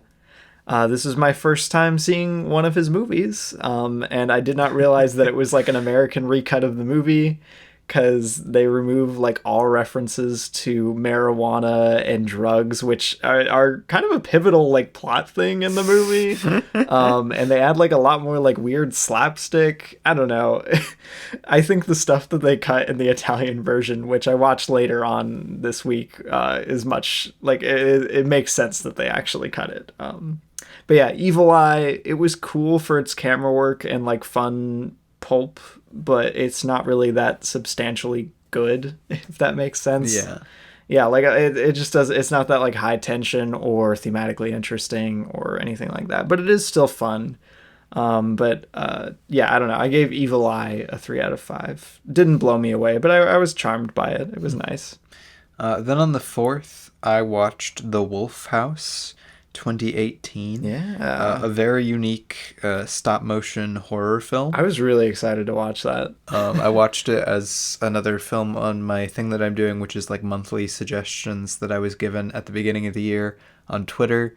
and this was one of them. Yeah. And it was really interesting. It's one of the most fascinating films from a production standpoint that I've seen. After watching the film, I cannot even comprehend the amount of work and like skill and talent that went into making it how it's ridiculous. Even just one shot from that movie is ridiculous to me. Yeah, and the scale that it's on, like, dude, they have like full human scale, like paper mache people walking around. I don't know how they do it. It's crazy. And it does a really great job of curating a really unique atmosphere, along with kind of the undertones of the really genuinely dark true story that kind of holds over it. So it's this fascinating kind of experience of this like dark fairy tale that isn't actually like nothing actively that scary happens in the movie, but yet the imagery, especially using the stop motion and the like the references and kind of alluding to the actual horrifying things that the story is kind of about, make it such an atmospheric experience. I was about to say, the reason I was so excited for it, not only like for its craft, but I just have a feeling that I'm really gonna dig its atmosphere. Like, it just looks like something I would enjoy. I will say one of my biggest problems with the movie, and the reason I don't really like, I'm not like raving in the streets about it, is I just got bored with it, quite frankly. Like I was bored. It felt long, and it's 75 minutes. And I was about to say, it's a short movie. And if it feels long and it's short, that's really bad in my opinion. But it doesn't take away from it enough that I'm like, ew. So yeah, I give it a 4 out of 5. Nice. Very cool. You should watch it. Solid rating. Yeah. Then on the 4th, what did we watch, Remy? We sat down in the comfort of our couch and watched the Super Mario Bros. Movie for the first time out of theaters. Mushroom Kingdom, here we come. Here we come, exactly. I compared it to Playmobil the movie in this review because it features Anya Taylor-Joy in a weird role in a baddish movie, but not like actively that terrible. Based on a child's property. Exactly. I think actually the Playmobil movie is a pretty decent comparison in like actual quality to Mario. Very different kinds of movies though. Then what did you watch, Remy? Later on that day, I watched a movie called Sleepover from 2004. I thought it would be another like early 2000s like fun romp in like teen adventure comedy movies, you know that like weird niche that popped up around that time. I fingers crossed for like another like Mean Girls or Clueless, which I love so much. But this was not that. The vibes were kind of horrendous in this one. There's like some weird like I don't know, man. You haven't been able to describe this to me. You've just said the vibes are off. The vibes are really off. Like, when I say the vibes are off, the vibes are really off. Like, I don't know. It's just like these kids running around doing like very questionable things without like I don't know how to describe it. It's kind of surreal. It like almost dips into voyeurism at points. It's very strange and very questionable. I would not recommend it to anyone. But it wasn't like, I don't know, it's not like a cinematic failure. It's just more baffling than anything. Sounds weird. I will not forget about it, at least. But yeah, I ended up giving Sleepover a 2 out of 5. It was a real hot streak for you there. Really weird. I don't know. Bad vibes. Then on the 5th, we turned it all around. Oh no! By watching Turn the beat around. Martin Scorsese's Taxi Driver. Yeah, I had never seen Taxi Driver. I've never seen Taxi Driver. Big blind spot for me when it comes to Scorsese, and I guess just film history. This is a big the big art house movie, essentially. Right. If that exists. No, and I'd seen it before, but I was curious to rewatch it again because I'm working on a video about Scorsese right now, which is fun. And yeah, we got to watch Taxi Driver, which on a rewatch still really fantastic. I almost like want to not love it, but it's really good. Yeah, like honestly, it's a masterful director with a really smart screenwriter and a really good like lead actor and just general cast and one of my favorite composers all working together in like perfect harmony. And yeah, like even though I'm not like obsessed with like the aesthetics of the movie or anything, like it's not generally my bag. Like it's just undeniably like a really well made and well conceived movie. I can't get over this. You got like Michael Chapman on the cinematography, Paul Schrader on the writing. We have not shied away from our love of Paul Schrader's like writing and which is podcast. It's so funny because like Paul Schrader is an interesting person. Yes, who writes interesting movies. Very unique. I didn't actually know that. Apparently, this movie was not edited by Thelma Schoonmaker. No, it's not a Schumacher movie, which is very. There are like I think it's like one of the only. I mean, you can tell it has a different rhythm to it. It's definitely got a different rhythm. I just didn't know that. Anyway, I don't need to be getting this in depth into. I'm Taxi saying Driver. a lot of very talented artists. But that's what I was really, really well. That's what I was gonna say. Is I was just gonna shout out some of my favorite artists on it, and I didn't know that Thelma Schoonmaker didn't edit it. But yeah, dude, the fact that this is Bernard Herrmann's like final score before he died, I'm like, this is crazy. It's crazy. Good. It's some of his best work. It's got great vibes. It's a lot more contemplative than I thought it would be going in, and I really appreciate that, especially on a rewatch. It's not my favorite from Scorsese by a long shot, but it's just really my favorite. It's just really fantastic. Again, it's not my total cup of tea, even from Schrader, but it's fantastic. It's just undeniably like a really well thought through and like good idea for a movie. I don't know, they just executed it so well. Yeah, I gave it a 5 out of 5. I also gave it a 5 out of 5. Big surprise from a couple of guys who have letterboxd accounts and a podcast. Of course they like Taxi Driver. Exactly. Yeah. Also on the 5th, I watched what did you watch? I watched The Silence of the Lambs. My mom had never seen The Silence of the Lambs.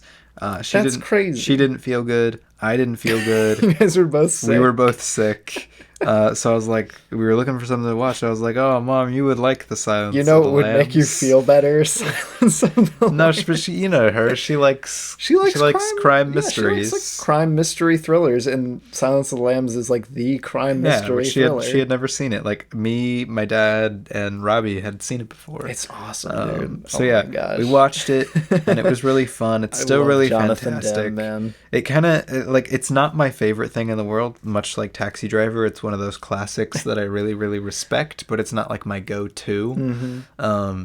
But I put it just like I did in my other review. Like it's just like I don't have hardly any problems with it, and it has such a great sense of class and classicness to it. Like I watch it and I feel like like it's almost like excuse me, it's almost like a comforting kind of like.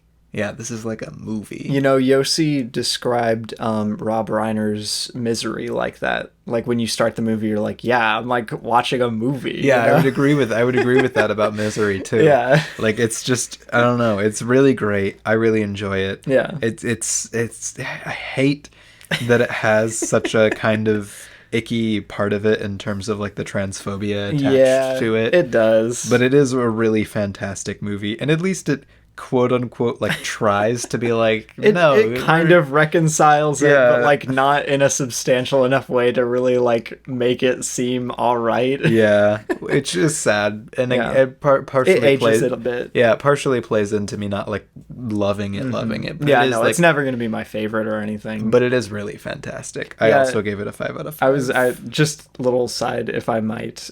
Did your perspective change on it at all after seeing Something Wild? Another Jonathan Demme. No, not really. I don't. They feel very very different. Yeah, it's very strange.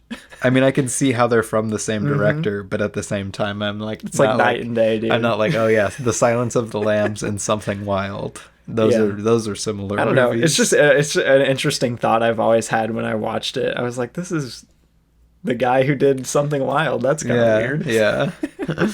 But yeah, no, it's a good movie. But I, on that same day, on the 5th, I sat down and watched the Italian version of Evil Eye, which is called The Girl Who Knew Too Much. Whoa.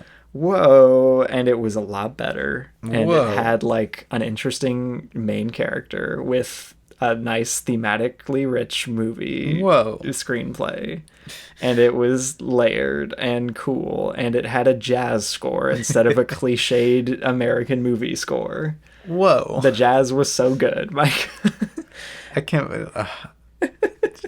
America sucks sometimes. I was about to say, America snatched like this awesome, like moody jazz score off of The Girl Who Knew Too Much and replaced it with like this weirdly derivative, like Hitchcock score, and it just doesn't sound good. Yeah, like it's like the worst version of a Hitchcock score. It sounds like they literally like they saw like a very Italian horror kind of movie and were like, we can't put this out for American audiences. What would they think? So they like stripped it of like everything. Well, and see, the thing is, The Girl Who Knew Too Much is like kind of like metatextually commenting on like the tropes of more pulpy like Italian literature. Yeah. And it's really cool. Like that's one of its coolest things, and it's just kind of like completely brushed over in the American version, and that's why it's so much more like flat and two-dimensional, because there's like no subtext for it anymore. Like all of its like commentaries, like with its main like male character being kind of like this bumbling idiot instead of like the swoop in and save the day love interest like he's almost made out to be in the American version. It's so weird. I don't know. The Italian version is way better. Do not watch Evil Eye. Go and watch The Girl Who Knew Too Much instead, because it rocks and it's awesome. But yeah, it's cool. I gave it a 4 out of 5. I don't think it's like quite perfect, but it's like such a good time, because like it ends with her being like, wait a minute, I smoked marijuana at the beginning. This could have all been a dream at the end of the movie. And I'm like, that's the perfect way to end every movie. That's so funny. That's what they should do every time. But yeah, again, they cut that out in the American version. What's up with that? But yeah, I gave it a 4 out of 5. I thought it was a good time. Nice. And then on the 7th, I believe this is the next thing. Yeah. We sat down and watched Paper Moon. Paper Moon, another Peter Bogdanovich film. Yeah, this is my second Bogdanovich movie, which we've talked about What's Up Doc quite a few times, I think. Yeah, just one of my favorite comedies. Yeah, it's like one of my favorite movies ever. So I was excited to see another Bogdanovich movie. And it was pretty good. I really like the vibes that the movie has. Yeah, it's got some great atmosphere. I really love the performance from Tatum O'Neal. Yeah, she's really great in this. She deserved the Oscar. Absolutely, man. And yeah, it's very simple. It's very down to earth feeling, and it's just fun. It's kind of classic. I was about to say, it's a really sweet like film on a screenplay level, and it tackles like its character writing and thematic like cohesion in a really like, I don't know, just smart way, like with a lot of finesse. And I don't know, it's pretty much like flawless character writing. I'm just so pleasantly surprised whenever like a screenplay just writes really good, interesting characters. And again, like even just the, like moment to moment stuff is just it's really well directed. It's really well written. It's really well performed. It's just a good movie, man. Yeah, I think it drags in a couple parts, but not even that bad. Yeah, but like it's always taking time to do something that I think is worthwhile, even though I don't think it's super entertaining all of the time. Like a lot of it's more like side tangents about like sexuality and racism and stuff are always interesting, but not always like as narratively rewarding. Yeah, they're more it's thematically just kind of relevant. Yeah, like it's cool and good, and I'm glad it's in there, but like it's not as like gripping and like amazing as it could be. Yeah, the only other thing that I would add to this is that I like learned about Ryan O'Neal. Like I knew about like he's been in several movies that I like. I was about to say Ryan O'Neal. He's a very good actor. I'm like, that's so cool. And then I read about him, and then I read about his like experience like with this movie and his daughter, and I'm like, oh no. Oh no.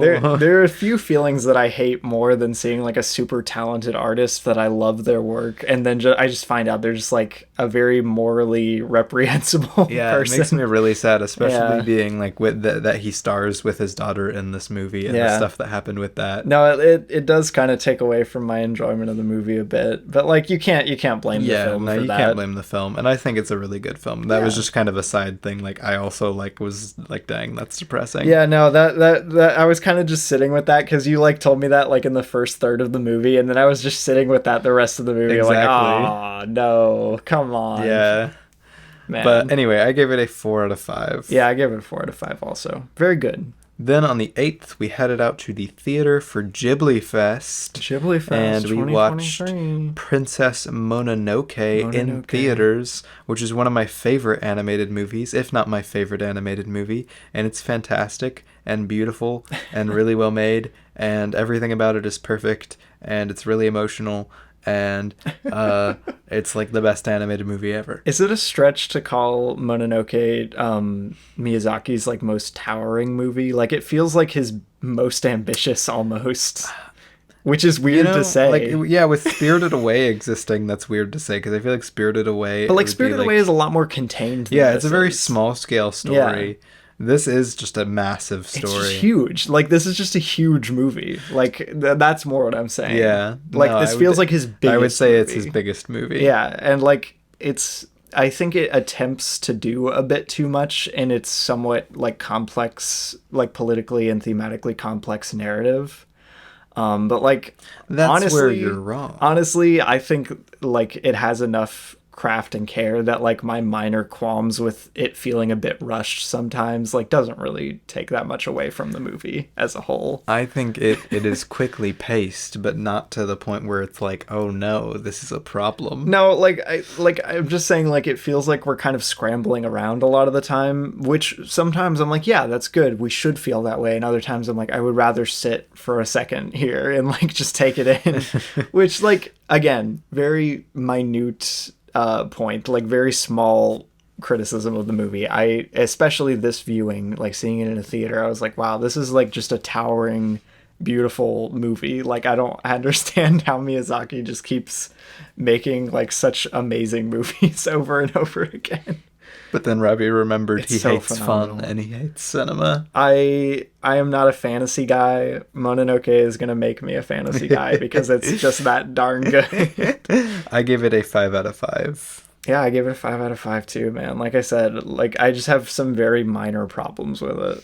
But yeah, it's cool. Then on the 10th, I watched Black Mirror Beyond the Sea.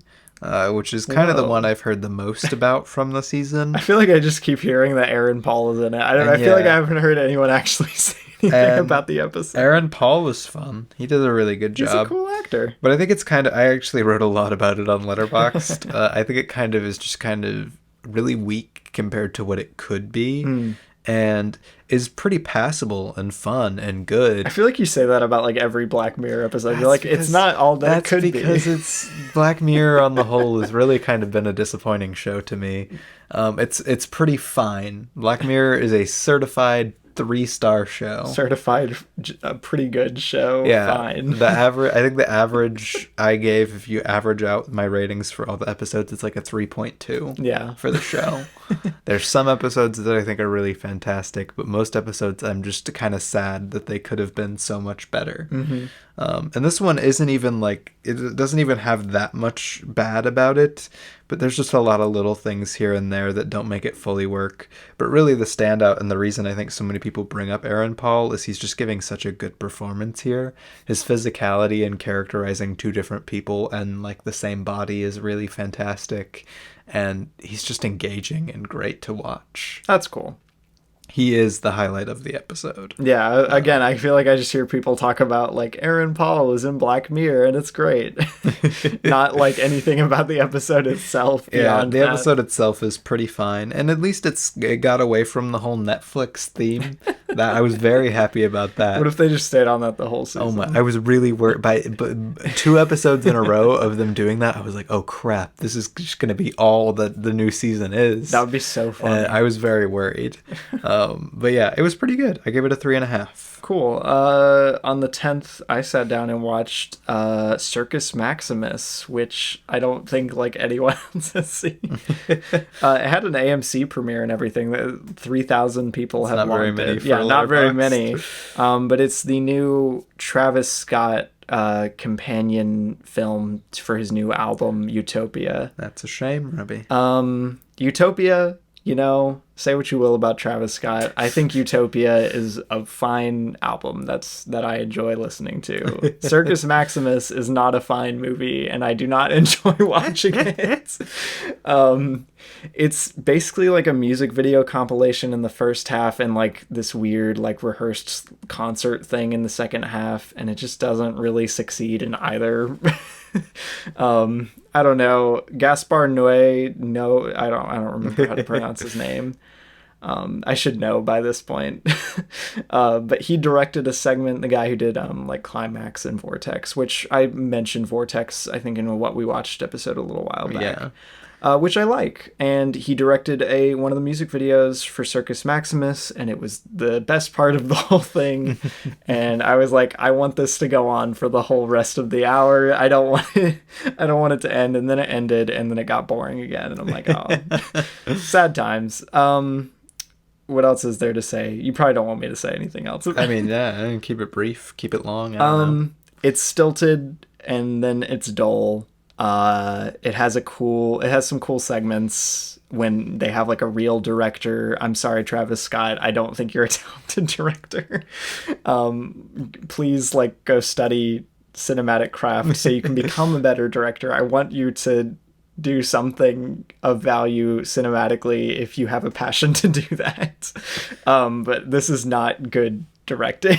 I'm sorry. But yeah, anytime there's like a real director behind one of the music videos, I'm like, yeah, this is kind of cool. I can get down with this. But then like, even then it's still just a bunch of music videos stitched together. There's no like overarching narrative that has anything of worth to say.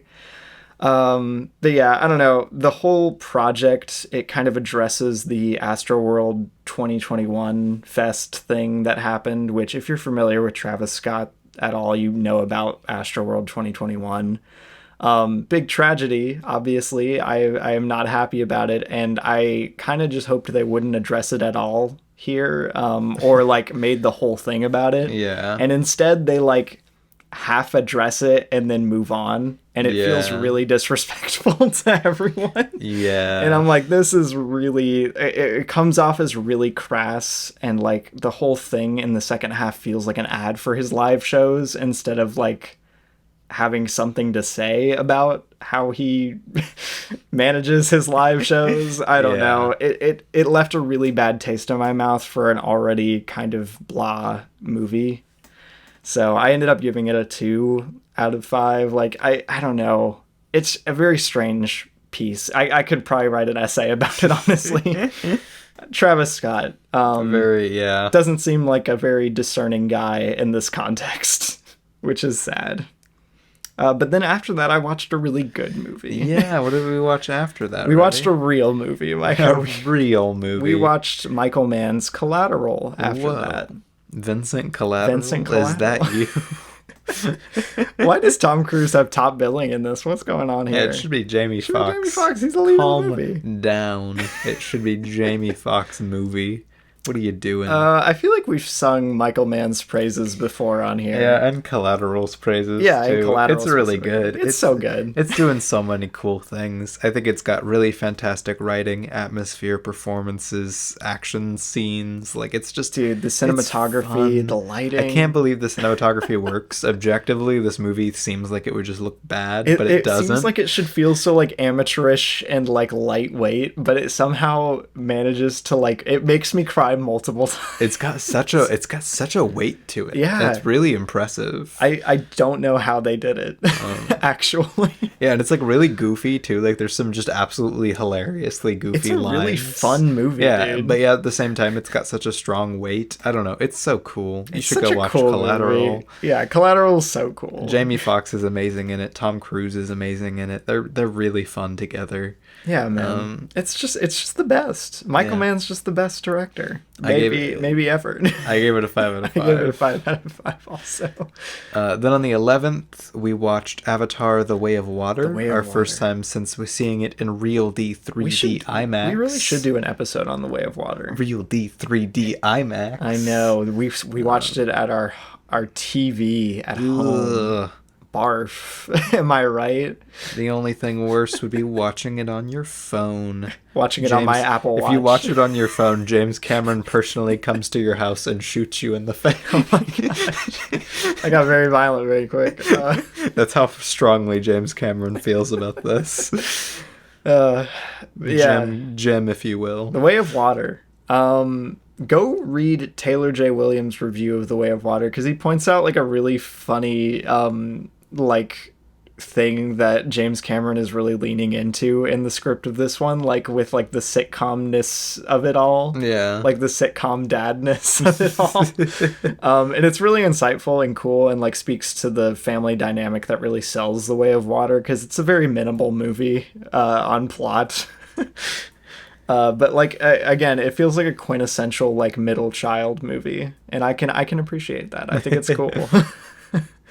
Anything to add on The Way of Water, Micah? I don't know. It's beautiful. It's breathtaking to kind of sit with. I really have a strong respect for a movie that can have me sit with it for this long and just enjoy the world. Right? It's crazy. I don't know how the finale is like so compelling. I was about to say plus. It's just like a hangout movie. I think the end of this movie is just phenomenal. I love the climax of the movie. Oh my goodness. Yeah, no, I think The Way of Water might even be better than the first one, and we already like did a whole episode gushing about the first one. I like it better than the first one at this point on a rewatch at home. Oh yeah, on a rewatch, all of my pacing problems that I had on the first time kind of just melted away. Dude, like legitimately though, like the end of like The Way of Water is a standout for just in my mind for like movies modern in a while. Movies. It's so good. It's got so much tension. It's so violent and visceral in a really unique way. James Cameron is just like the master. He's a guru, if you will, of like an action blockbuster. No one makes it like a Cameron movie. You know, like again, no one's doing it like him. And again, I can't believe it works as well as this. Even just looking at the frame for a second, I looked at the frame on Letterboxd and I'm like, that's not a movie. What? Like, why do I care so much about these weird blue blobs? How does that work? Like, look at honestly, if you have a Letterboxd thing, open it up, look at the frame on Letterboxd. You look at this and you're like, that doesn't look like a real movie. But like, crazy. It looks so good. And like when you're watching the movie, you care for the characters so much and it gets you so into everything. I don't understand how he does it. It's so seamless. It's like magic. Yeah. It's amazing. It's crazy. I hope he keeps... I hope really he makes hope we all get 5 Avatar. I hope we get a version 3 of the Colonel. Like I want him to die again. I was hoping he would die at the end of the movie, and then we get he could be resurrected again. Third one, and I hope we just keep him as the only bad guy of the entire movie. Dude, I love The Way of Water. Yeah, it's one of the best of 2022. I gave it a 4.5 out of 5. 5 out of 5, man. I'm so charmed by its like oddly quaint like screenwriting habits. It's so great. But yeah, that we watched Way of Water, and then we watched Sherlock Jr. Yeah, Sherlock Jr. What a sweet little film. What a sweet film. It's so good. It's so funny. Buster Keaton, Micah. I was cracking up the whole time. It's just the best. It's so impressive. It's got such good bits and pacing and story, And I don't know, what can I say? It's kind of like a technical powerhouse. Yeah, I was about to say I can't think of anything like wrong with it, or even like it's just so good. I think Screening Notes on Letterboxd, or Sparky as he is also known, mentioned that he thinks it's a bit too short, and I kind of agree. I could see that. Like, it doesn't quite feel substantial enough for it to be like an all-time favorite or anything, but like for what's here, like it's pretty perfect. I think it's just like amazing set pieces and like really funny and inventive physical comedy, and it's just a really clever movie, and like it's endlessly charming. I love it so much. Yeah, it's so good. Yeah, I give it a 5 out of 5. I think it's kind of perfect too. Yeah, it's amazing.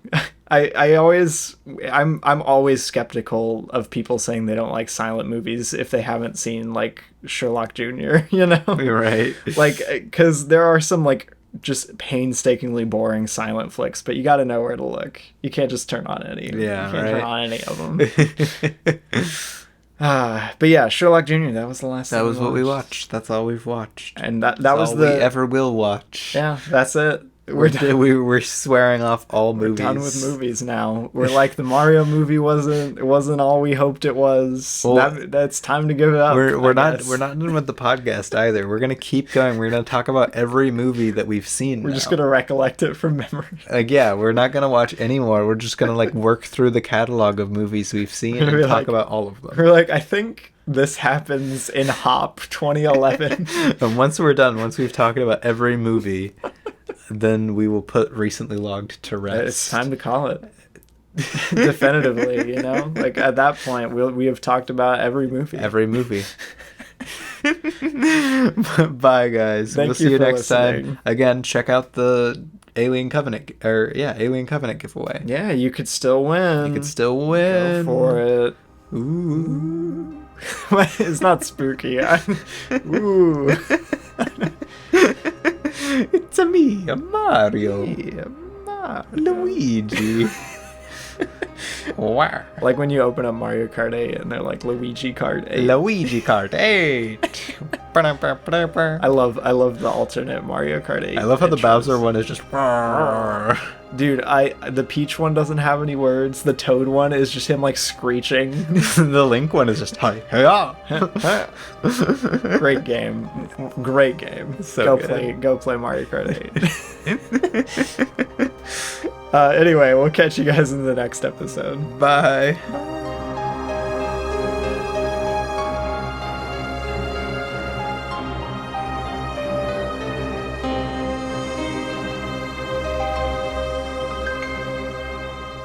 It's me, a Mario, and we're here on Recently Logged, talking about... the Super Mario Bros. Movie. What was that? That was like almost a Charlie Day impression for a second. Super Mario Bros. Movie is what that's the thing. How does Luigi, how would that even sound? The Super Mario Bros. Oh, movie. yeah, you go more nasal with it. You gotta be more... The Super... Oh. The Super Mario... The Super Mario Bros. Movie. I don't know. I'm trying to conjure it in my mind how it would even sound. The Super Mario... It sounds like I'm holding my nose. I gotta keep all this in, right? Okay, hold up. What if I just say... You say I'm Mario. I could just say I'm Luigi. That's a lot shorter. Can you pull off the I'm Luigi? I'm Luigi. Yeah, that's good. That's good. Kind of works. All right. Leave this at the end for a blooper. Oh, gosh. I swear. No. Okay.